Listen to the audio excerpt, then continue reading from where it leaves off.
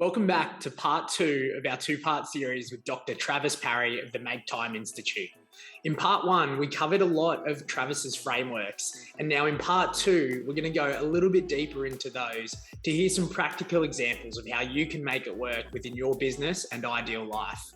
You're going to jump back into a conversation where we're discussing how you can use your spouse as an accountability partner within living your ideal business and ideal life. And for advisors, sometimes spouses are involved in the business, sometimes they're not. How have you helped advisors sort of think through how to involve their spouse? Because that would be a fairly intimate discussion. We often talk about it on the podcast from a client perspective, right? Where clients come in, we go through a values exercise and we witness them have these conversations about their joint values that they would never have.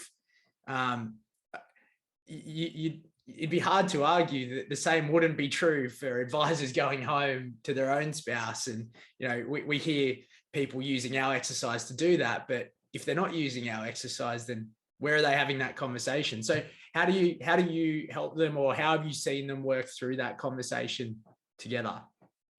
So number one, what you guys are doing at Lumiat is incredible. You are the only place, where I've seen software that once I discovered it, I was like, oh my goodness, this is exactly, almost to the T, exactly what I help advisors do for themselves and their spouses. But you're asking and giving support for advisors to help them do this with their clients. So that should be motivating them. Just like, the whole cobbler's children scenario analogy of, well, the shoemaker doesn't have shoes for his children because he's too busy making shoes for everybody else, right? If advisors are, not having those shared values conversations with their own spouses, it's the same exact thing. It's the same exact problem. Again, this is what turned my entire life around as I examined my values. And then the next thing I did is I had my wife go through this exercise with me. We created this together. And as we did that, our intimate relationship, physical, emotional, spiritual, sexual, like everything, financial, becomes so much stronger because we identified where our values are and where they overlap. Where are our shared values? So much that that's actually my dissertation topic. When I did my PhD, I researched married couples and how shared their values were. So I'm going to geek out just a little bit. Please. And I'm going to basically, I'm going to tell you this. I was doing a lot of research on marriage and, again, couples and goal achievement and such. And I found out that couples that had a higher level of shared valuedness. Okay. We'll take the term. Right? Trademark, you can pending. Yeah. You can do that when you're a PhD is what I heard. That's what they told me. So when you have a higher level of shared values, okay, together versus the group that had much lower levels of shared values, if at all, those two groups, when we compared them, the groups that had higher shared values did better psychologically, individually. Okay. So that means that good marriages that are connected, have high intimacy, on this level of values, it's also good for them individually. And there's a lot of people sounding, well, marriage is bad for you. Marriage is bad. No, it's not.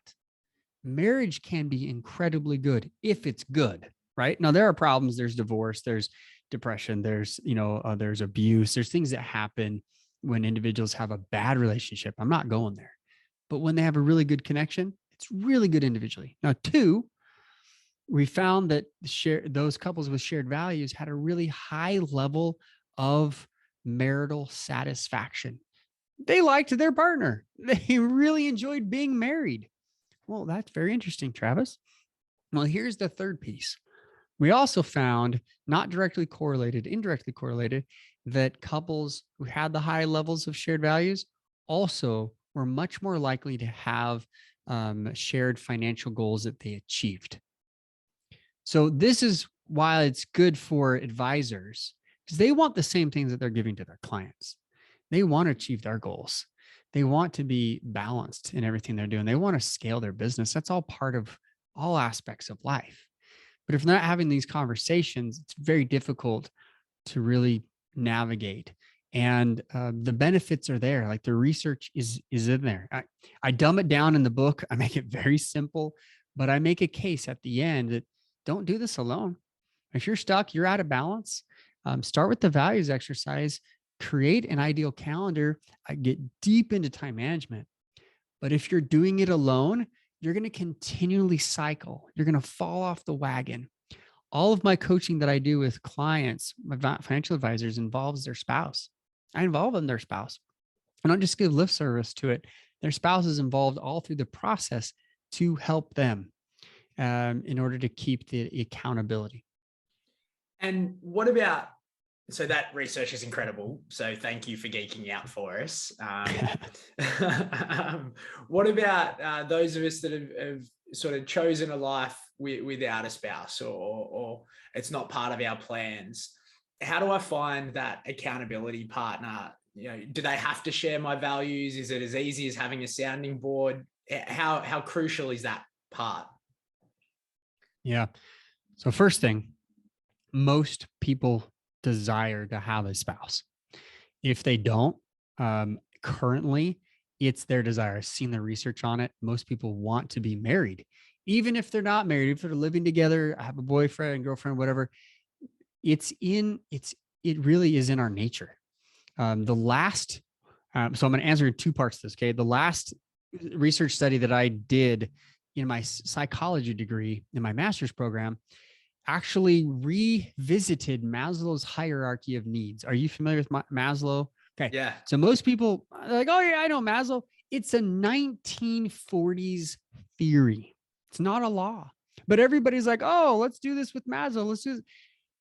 The reality is in 2010, psychologists, not family people, psychologists went back and revised Maslow's theory. And they said, hey, at the top of his pyramid, it says that we reach self-actualization. Well, it's very self-focused. It's very individualized. They went back, and again, these are psychologists, these are not family people. They went back and said, the theory is not following the data. The data does not support this theory. Here's what it does support. And they fixed it. They revised the theory to say, hold on, at the very top of our pyramid, which starts with basic survival needs, maybe a little bit relationships, et cetera. At the very top, the pinnacle of life is being a parent. And number two to that, having a spouse. Okay, this blew my mind. So I'm like, oh my goodness, here we are studying psychology. Here we are looking individually, but the answer to life's motivation is actually in family. That's why I decided to do the PhD in family. That's why I went that direction, not another degree in psychology. Okay, that's why I kind of jumped fields per se. So to answer that question, number one, it is our greatest desire. We want that. Now, if you're not in that situation right now, it doesn't preclude you from ever wanting in the future. If that is your reality currently, what I suggest is to use a friend, coworker, someone at a level playing field as you, not a boss, not a subservient. They're not going to hold you accountable. A lot of, advisors like to do mastermind groups, and that's fun and good too, because a lot of times there's case study and this and another. You need someone maybe from a mastermind group who'd say, hey, can you keep me accountable to my personal goals, to my personal schedule? And I'm going to do the same for you. It's got to be a win-win equal, situation. If you're married, there is no better person in the world to help you with that than your spouse, because that's why you're married. You're married to have this joint opportunity to grow together and develop. Does that make sense? Yeah, it does. It does. So, say we've probably gone to either end of your three things here. We've spoken a little bit about internal values and getting to understand what's important to self first. And then also obviously sharing that with an accountability partner, typically your spouse.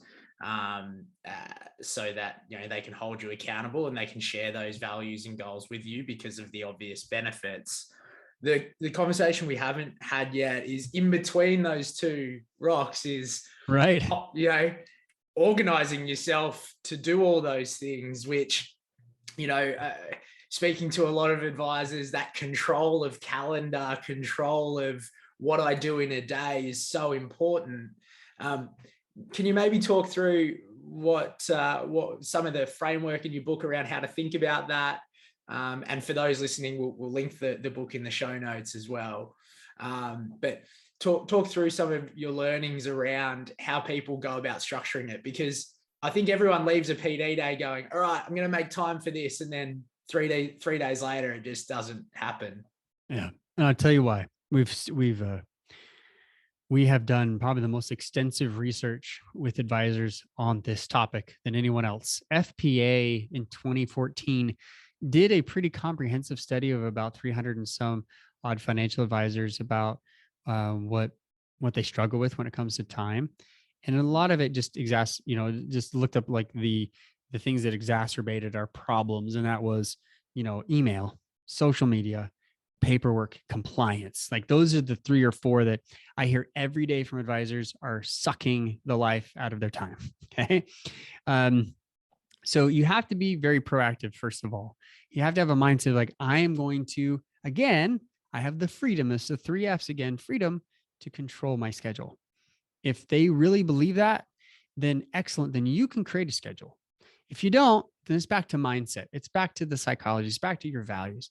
So if you do believe that, excellent, we can take the next step. And that is, well, let's actually create an ideal calendar. Now, most ideal calendars, they're focused on what? The business. That's it. That's all they do. Calls, client meetings. Yeah. I was taught that like years and years ago when we very first got in. You have an ideal calendar and this is how you do it. Well, that's fantastic. But what I've discovered is that advisors that have an ideal calendar for all areas of their life, for all 168 hours, 24/7, 7 days a week, they have balance because they make it happen. Instead of work being I've got to hurry up and leave and so I can go home, and get my 80 hours in and pretend I'm only working 50. Okay. This is what I see all the time. They don't plan for everything. They show up late for events. They're not there to be with their family. Their family feels like, they're running a business and leaving them in the dust. When they do come home, they're on their phones, they're multitasking. They're not present.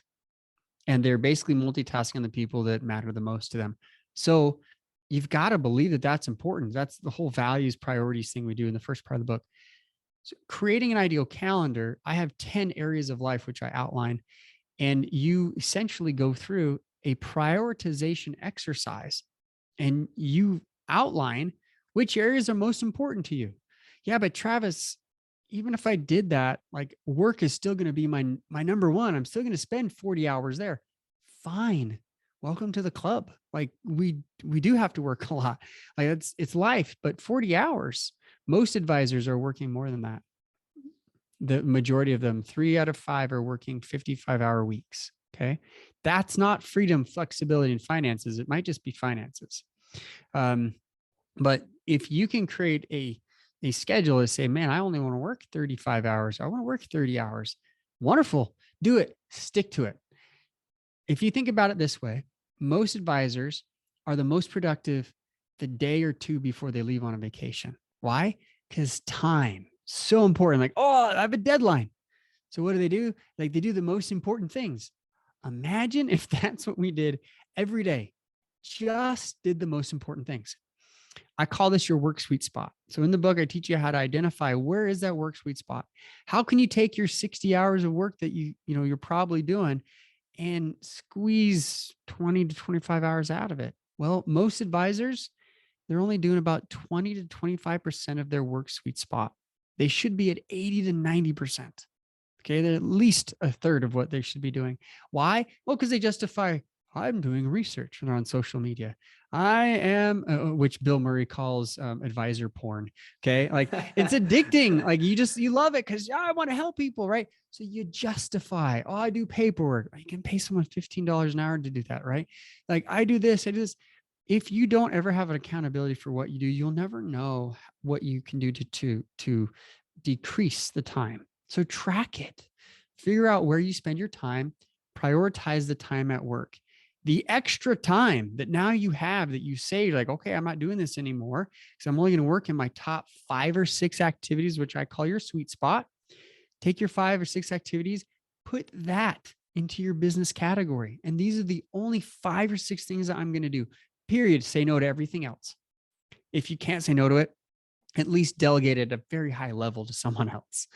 Outsource it, automate it, whatever you can do to get rid of those things. Just focus on what you do well. Then you'll have much more energy at work. You'll be excited. You'll be excited to come to work, and you'll be excited to leave, because in the other 100 and what is that, 128 hours a week, now you can schedule sleep, exercise, meditation, time with family, time with, your friends, doing fun things you enjoy, fun and rec, hobbies. Schedule all of that time. Whoa, Travis, that sounds like a lot. Well, it sounds like a lot because you probably don't have a system. And if you want to be effective, you don't want to just pretend like you're changing your life. If you really want to do it, you'll do a system, and you'll have a personal and business system that work together. And once those work together, it becomes automatic over a few years. And for me, I don't schedule things on Friday. I don't have appointments with clients on Friday. One exception is if I'm a Monday holiday, and I will schedule on a Friday once in a while. But I don't work Fridays. I work 4 days a week, 30-hour weeks, take 12 weeks of vacation off. Why? Because we schedule it and we get it done. And I'm productive in that time. We outsource, delegate, and get rid of everything else. I know that's a lot, but if you go through in the book and you do the whole ideal calendar exercise, you will actually have ultimate clarity and a system to help you get it done.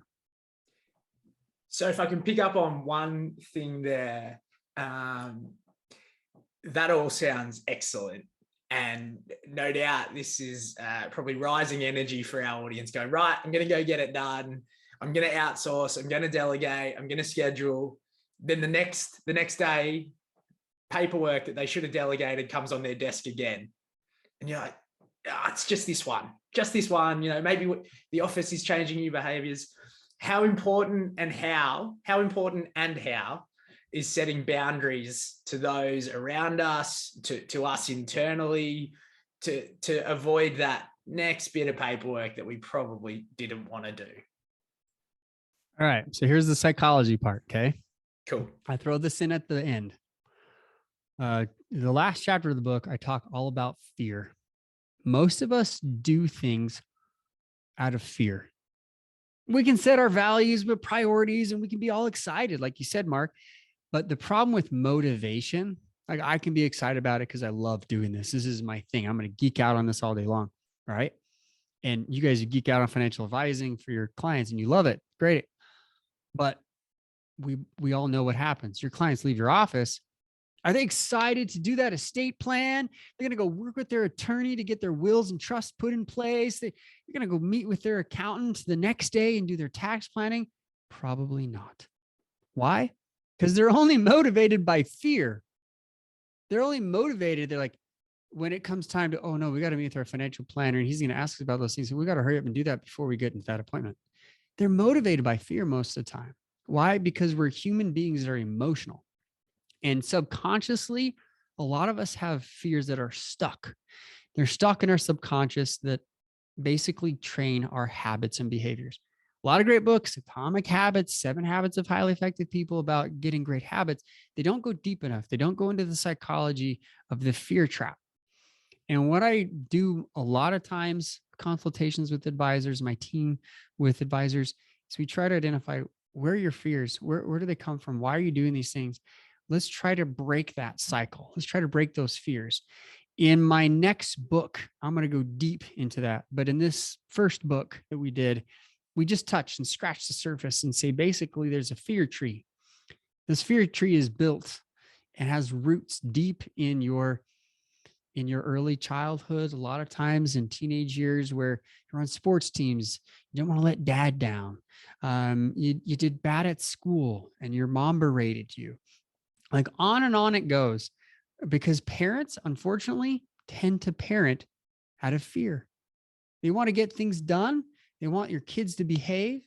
So they give them ultimatums. They use anger. They use other manipulative behaviors that we're okay with in society a lot of the time. And that has permeated them. But what they don't understand is that is a developmental thing that then focuses on that child that they take the rest of their life. And they grow up, they become adults, and we shake it off. No big deal. It's in your subconscious mind.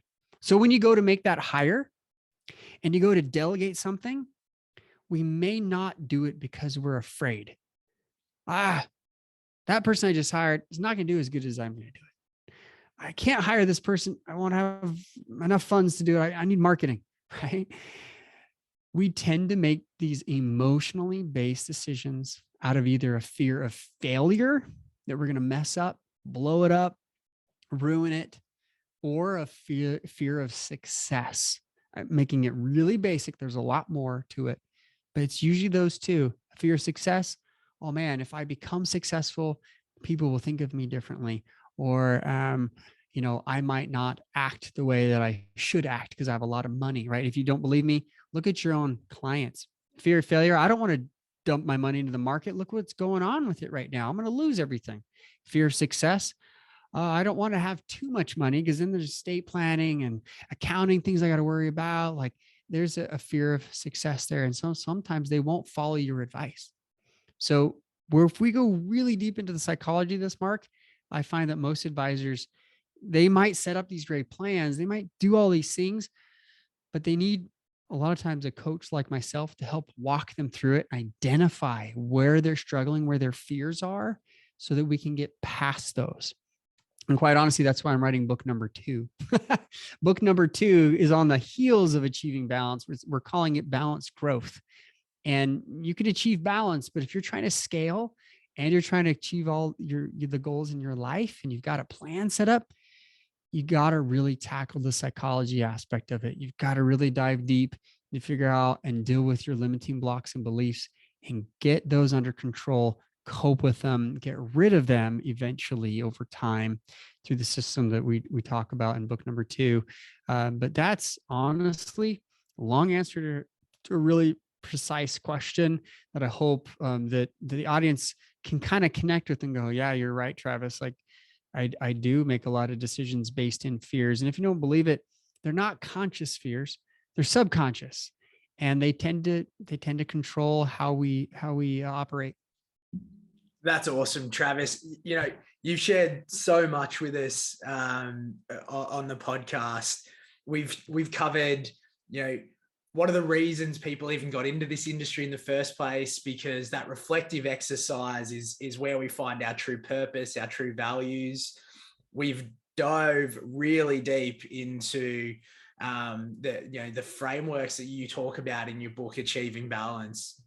Helping understand your internal values and goals first, creating an ideal calendar that spans the gamut of everything that you want to achieve, not just your work goals, and utilizing your spouse as an accountability partner, with all the underlying psychology and all the fun bits underneath it. If I could selfishly ask you for one more thing, we often ask our guests to leave us with one tip. So we've got a ton of values-based advisors that are listening to this podcast, and no doubt as they listened, they were reflecting on their own internal values. What would be one tip that Dr. Travis Parry would give them around how they might start leaving this podcast? Probably the one thing I can think of that, you guys are already on a good track, right? You're already values-based. You already want to help it, your own clients with their purpose, with their priorities and their goals in their life. It's wonderful. Make time for yourself. It's not selfish. It's really self-preserving. So if you make time for yourself, you can work on your own personal systems. You can work on your own life so you can create this balance. You're going to be a better dad, mother, brother, sister. You're going to be a better employee, employer, however you're situated there. Be a better advisor, because you'll walk with a spring in your step, as they say, you'll have a twinkle in your eye. One of my very first clients, Michael, in his testimonial, which you can find on my website, travisperry.com/coaching, Michael said that as he started into the coaching with me and he really started making these changes, he started making time for himself to do this. It was a return on his investment. His own few hours a week he spent on this part of his life brought back at least 10 to 15 hours back. That's a great investment. Sorry, advisors, you can't really promise, you can't really guarantee, but I can. I can guarantee you spend a few hours a week working on yourself, you will have an awesome return on investment in your life in all areas. And people will notice. His wife notices. He and his spouse had a better relationship because of it. They spent more time together, which is the number one factor in improving a relationship: time together. Travis, why aren't you a therapist? Well, it's because I want to help people with their time so that they can work on their relationship. So I really believe it, Mark. Spend time, make time for yourself. Set aside a few hours a week where you can work on these personal systems and really achieve the balance you deserve. Thank you, Travis. I think that's a great note to end on. Take time to spend on yourself and look after yourself. It's not selfish, it's self-preserving. I love that. Thank you so much, mate, for spending this time with us. No doubt our audience is going to leave here with a ton of great tips. One last plug: Achieving Balance, available on many platforms, but we'll chuck some links in the show notes for you, and no doubt our audience will be eagerly awaiting book 2. Thank you, Mark. I appreciate it. Thanks, Travis.